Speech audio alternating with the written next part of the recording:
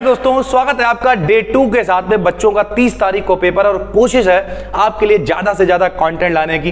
कल वाली पीडीएफ में हमने लगभग 80 के करीब विकल्प बनाए थे और वो सारे ब्रह्मास्त्र थे, मोस्ट इंपॉर्टेंट थे और पहली यूनिट लगभग खत्म कर दी थी सर, ठीक है। और हमने ये भी कहा था कि अगर किसी बच्चे को कुछ नहीं आता है, कोई मॉडल नहीं है, कोई कंटेंट नहीं है, कुछ भी नहीं है, तो वो सिर्फ यही देखे, फिर भाई चक्कर में ना पड़े। अपने एक्सपीरियंस के हिसाब से हम काफी छांट के चीजें ला रहे हैं सर, ठीक है। आज भी ये 50 के करीब विकल्प हैं जरूर, लेकिन ये ब्रह्मास्त्र भाई छटे हुए हैं कभी झमाझम, जो बार बार पेपर में आ सकते हैं सर, ठीक है। तो बहुत इंपॉर्टेंट है। बाकी बी डिकेडेड एप्लीकेशन पे फ्री मटेरियल में सारे मॉडल पेपर हमने पूरे अपलोड कर दिए हैं। आराम से जाओ, डाउनलोड कर लो, देखो जाके सर, ठीक है। फिजिक्स का day 2 second semester. It is not possible to convert heat into work completely by any device, यानी किसी भी डिवाइस के द्वारा पूरी तरीके से ऊष्मा को कार्य में कन्वर्ट नहीं करा जा सकता। यह स्टेटमेंट का है मेरे भाई, सेकंड लॉ ऑफ थर्मोडायनामिक्स है, पता होना चाहिए। जीरोथ लॉ ऑफ थर्मोडायनामिक्स कल बता चुके हैं, फर्स्ट भी बता चुके हैं। ये कौन सी यूनिट है? सेकंड और थर्ड लॉ हम लोग इसमें कवर करने वाले, ठीक है। तो हीट को हम लोग पूरी तरीके से वर्क में कन्वर्ट नहीं कर सकते, ये स्टेटमेंट है सेकंड लॉ ऑफ थर्मोडायनामिक्स का, ठीक है sir. Heat itself can not flow, ये भी स्टेटमेंट उसी का सर। देखिए, heat itself can not flow from cold body to hot body, यानी नीचे से कोई चीज ऊपर नहीं जा सकती है, ठंडे से कोई चीज गर्म में नहीं जा सकती है, जमीन से पानी अपने आप पहाड़ी पर नहीं जा सकता। इस तरीके के जो स्टेटमेंट है वो घूमते रहे और इसी की वजह से अगला लॉ दिया गया था। ये बात कही थी क्लासियस ने। किसने कही थी भाई? क्लासियस ने। The second law of thermodynamics expresses काहे पे? एंट्रोपी को दिखाता। समझते चलो मेरे भाई, जो जीरोथ लॉ है टेम्परेचर का कॉन्सेप्ट देता है, सीधी सी बात है, टेम्परेचर इधर से उधर जा रहा है, इक्विलिब्रियम में होते थे। सेकंड लॉ एनर्जी को देता है, energy, law of conservation of energy पे आधारित था। और तीसरा लॉ क्या? दूसरा लॉ क्या है भाई? कॉन्सेप्ट ऑफ एंट्रोपी को पहले ही बता चुके हैं। एंट्रोपी को एस से डिनोट करेंगे, डिसऑर्डर होता है एंट्रोपी का मतलब, ठीक है सर। डिसऑर्डर मतलब अव्यवस्था। जैसे ये देखो, अभी ये एंट्रोपी थोड़ी तब भी ठीक है, अजय देवगन बन गए, एंट्रोपी ज्यादा हो गई, बिगड़ गई मेरे भाई, इस तरीके से अव्यवस्था। द यूनिक फंक्शन या point function of the state of a system, जरा ध्यान से समझिए, पॉइंट फंक्शन किसे कहते हैं, यूनिक फंक्शन किसे कहते हैं मेरे भाई? तो एंट्रोपी को। अब जाहिर सी बात है, जब उसी से रिलेटेड क्वेश्चन घूम रहा है तो वही आंसर होगा। पेपर में कंफ्यूजन होगी, यहां नहीं, यहां तो लगेगा हाँ जे ठीक है, जे ठीक। पेपर में जब सब एक ही जैसे क्वेश्चन दिखते हैं, पॉइंट फंक्शन कौन सा, रिवर्सिबल के लिए कौन सा, इररिवर्सिबल, तब फंसोगे मेरे भाई। इसलिए ध्यान से देखना और अलग से बना लिया करो, नहीं एक कोना बना लिया कि रिवर्सिबल के लिए ये होता है, रिवर्सिबल के लिए ये होता है, इस तरीके से कोने कोने क्वेश्चन को, समान क्वेश्चन को एक पड़ोस में लेके आओ। ड्यूरिंग द एडियाबेटिक प्रोसेस का है, आइसो इंट्रोपिक प्रोसेस का है। जब भी कुछ कहे तो आइसो इंट्रोपिक तो समझ में आ रहा है, इंट्रोपी सेम होगी तो आइसो इंट्रोपिक हो जाएगा। या फिर एडियाबेटिक प्रोसेस कहते तब भी, या फिर कहते change in entropy is zero, तब भी। फॉर कंप्लीट साइकिल के लिए एंट्रोपी जीरो होती है, कार्नोट साइकिल के लिए एंट्रोपी जीरो होती है, वर्किंग सब्सटेंस के लिए एंट्रोपी जीरो होती है, रिमेन्स कांस्टेंट किसके लिए कांस्टेंट होती है बताओ? कांस्टेंट होती है आइसोएंट्रोपिक के लिए और एडियाबेटिक प्रोसेस के लिए। ये दोनों लिख के आए तो कांस्टेंट होगी और इतने सब इंतजाम के लिए जीरो होगी। जितने भी क्वेश्चन इससे रिलेटेड बन सकते हैं, रिसर्च है मेरे भाई इसके पीछे, तब तुम्हें लगेगा कि जो कहां से ढूंढ के लेगा, जो भी क्वेश्चन बन सकते हैं सारे एक जगह पे लिखे हुए, आराम से पढ़ लेना था, ठीक है। The unit of entropy, entropy की यूनिट जूल पर केल्विन है, कोई दिक्कत नहीं, आपको पता होनी चाहिए। एस बराबर क्यू अपॉन टी फार्मूला ही होता, अभी आगे मिल जाएगा, मिल ही गया। लो for reversible process according to Clausius theorem, क्या क्लासियस ने कहा? क्लोज्ड पूरे पाथ के लिए डी क्यू अपॉन टी का मान, यानी क्लोज्ड पूरा एक साइक्लिक अगर चीज है सर, ठीक है, तो क्या होगा? डी क्यू साइक्लिक सिस्टम है तो डी क्यू अपॉन टी का मान जीरो होगा और ये एस की वैल्यू होती है, एस बराबर डी क्यू अपॉन टी होता है। लो यहीं कहीं लिखा होगा। Internal energy and entropy are the functions of state. State of function किसे कहते हैं? तो एंट्रोपी और इंटरनल एनर्जी दोनों होते हैं सर, ठीक है। The change in entropy is, positive होगी हमेशा, इज एन इरिवर्सिबल प्रोसेस। ध्यान से समझो, अगर प्रोसेस रिवर्सिबल है, गए वापस आ गए, तो एंट्रोपी चेंज जीरो होगा, ये याद रखना। और अगर इरिवर्सिबल है तो गए वापस नहीं आए, तो यानी कुछ एंट्रोपी बढ़ी है, यूनिवर्स की एंट्रोपी लगातार बढ़ रही है, तो पॉजिटिव होगा हमेशा। अगर रिवर्सिबल प्रोसेस है, गए वापस आ गए, तो फिर कुछ नहीं भैया, जैसा था वैसा ही हो गया, इसका मतलब एंट्रोपी चेंज जीरो होगा रिवर्सिबल के लिए। इरिवर्सिबल के लिए, स्पेस के लिए जितनी रमलबाजी और कुछ भी आए सब में पॉजिटिव होगी, बढ़ेगी सर, ठीक है। जैसे यहां देखो, ये लोग अगला, the entropy of a system in each irreversible process increases, बढ़ेगी, हर बार बढ़ेगी सर, ठीक है।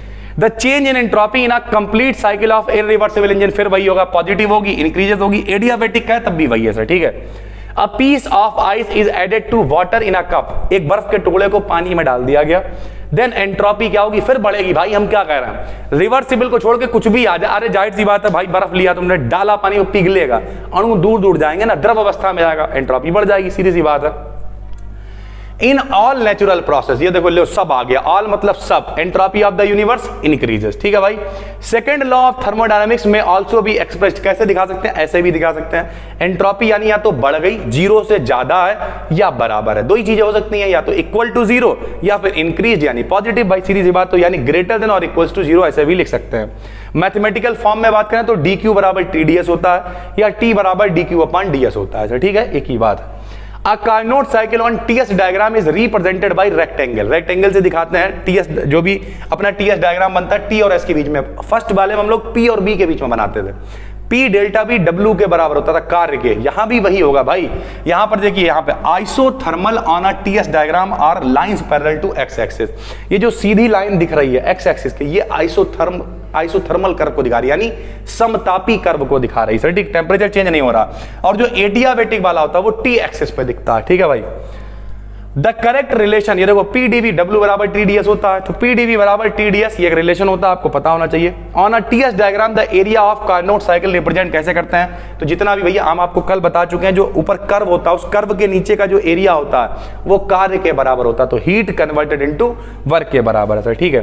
The area enclosed between the curve and entropy axis on TS diagram represented, तो हीट ट्रांसफर, जितनी हीट हो रही है उसके बराबर है। For TS diagram the correct statement, कल हमने आपको एक स्टेटमेंट बताया था आइसोथर्मल और एडियाबेटिक वाला, यहां पे दूसरा बता रहे हैं। स्लोप ऑफ, स्लोप मतलब झुकाव होता, आइसोकोरिक कर्व का स्लोप जो है आइसोबारिक यानी आयतनिक, और पी मतलब प्रेशर, आइसोबारिक मतलब प्रेशर वाला, गामा के बराबर होता है, ठीक है। इन TS डायग्राम, चार डायग्राम यहां पे बने हुए मेरे भाई, अगर ऐसे आ जाए AB तो ये आइसोथर्मल का है, थोड़ा सा कम आए तो आइसोबारिक, थोड़ा और डीप आ जाए तो आइसोकोरिक, और जो सीधी लाइन है ये एडियाबेटिक ही है, ठीक है। सारे हमने इकट्ठे बना दिए, चार चार अलग अलग आए हुए थे, सब इकट्ठे एक जगह पे बना दिए, ठीक है, ताकि आपको समस्या कम हो। थर्ड लॉ क्या होता है, टेम्परेचर अगर जीरो की तरफ जाएगा तो एंट्रोपी भी जीरो हो जाएगी, समझने वाली बात है। टेम्परेचर जीरो मतलब क्या होता है, बर्फ तक जमना शुरू कर देता है, जम जाता है ना सर, तो डिसऑर्डर अपने आप ही खत्म हो जाएगा, एंट्रोपी गोज टू जीरो हो जाएगी, सीधी सी बात है। Combination of first and second law of thermodynamics, दोनों को मिलाएं तो क्या होगा, लो भैया W बराबर DU प्लस Q बराबर DU प्लस W होता है ना सर, तो Q बराबर TdS रख दिया, W बराबर PdV रख दिया, फर्स्ट और सेकंड लॉ को मिला दिया, कॉम्बिनेशन हो गया सर, ठीक है।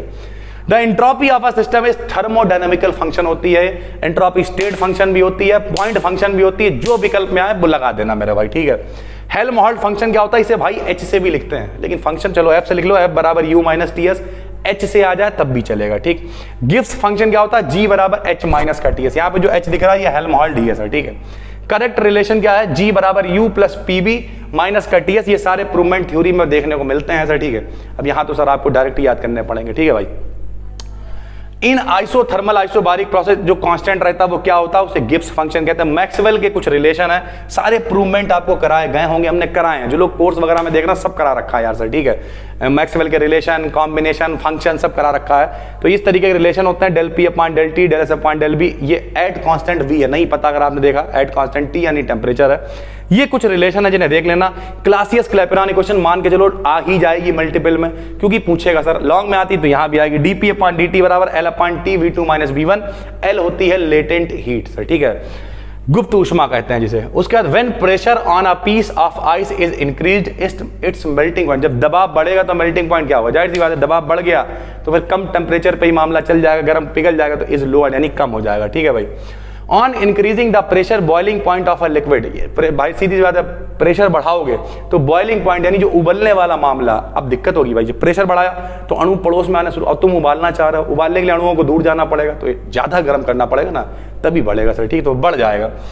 If two pieces of ice are pressed together, दो पीस एक साथ में दबाए गए, a single piece is formed on releasing the pressure, the phenomenon is known, क्या कहते हैं उसे, रेगुलेशन कहते हैं सर, ठीक है। और दो चार छोटी मोटी चीजें जो आपके काम में आ सकती हैं, ET अपॉन ES में रिलेशन, ET अपॉन ES बराबर CP अपॉन CV होता है, CP अपॉन CV का रिलेशन गामा होता है, यानी 1 अपॉन गामा लिख सकते हैं, और इसका रेशियो 0.71 होता है, कैसे भी विकल्प में आ जाए सब पता होना चाहिए, ठीक। ये देखने में 40-42 विकल्प लग रहे हैं, जो 70 से ऊपर विकल्प हैं सर, ठीक है। एक ये रिलेशन होता है TdS बराबर CB dt plus T delta P upon delta T at constant volume, DB याद कर लेना। In Joule Thomson expansion the quantity remains constant, उसे क्या कहते हैं, एंथैल्पी कहते हैं। जूल थॉमसन इफेक्ट में जो कांस्टेंट रहता है सर, ठीक है। जूल थॉमसन इफेक्ट में टेम्परेचर ऑफ इन्वर्जन जो निकल के आता है उसका क्या रेशियो होता है, 2A upon RB, AB constant होते हैं यहाँ पे सर, ठीक है। आर भी कांस्टेंट डी है सर, ठीक है। On the inversion curve the Joule Thomson coefficient कितना होता है इन्वर्जन के लिए, 0 हो जाता है कर्व सर, ठीक है। म्यू की वैल्यू यहाँ पे दे रखी, पता होना चाहिए। और आखिरी में हाइड्रोजन और हीलियम, ध्यान रखना जूल थॉमसन में केवल हाइड्रोजन और हीलियम 2 की ही हीटिंग होती है, बाकी सबकी कूलिंग होती है, ठीक है। जो कल वाले में हमने बताया था, इस पर चर्चा थोड़ी सी करी थी, बाकी सबकी कूलिंग होती है। टोटल यहाँ पे 44 आपको विकल्प दिख रहे हैं। लेकिन मेरे भाई अगर आपके पास कोई कंटेंट नहीं है तो 2 काम करो, जो मॉडल पेपर हमने अपलोड करवाए हैं उन्हें देखना शुरू करो, टाइम मिल जाए हिंदी वाले भी देखो, ठीक है। और थोड़ा ठीक ठाक हो तो इंग्लिश वाले पढ़ो, समझ में सब आएंगे, एक ही जैसे होते हैं सर, ठीक है। बाकी ये जो सीरीज आपके लिए लेके आना है, इनकी पीडीएफ आपको टेलीग्राम BD Academy BSc में मिल रही है। कोर्स में देख रहा हूँ नीचे फाइल्स नाम का फोल्डर है, वहाँ पे मिल जाएगी सर, ठीक है। अलग से सीरीज बनवा देंगे, स्पेशल ऑब्जेक्टिव सीरीज करके फोल्डर, उसी में सारी ये पढ़ जाएंगी जितनी भी आ रही।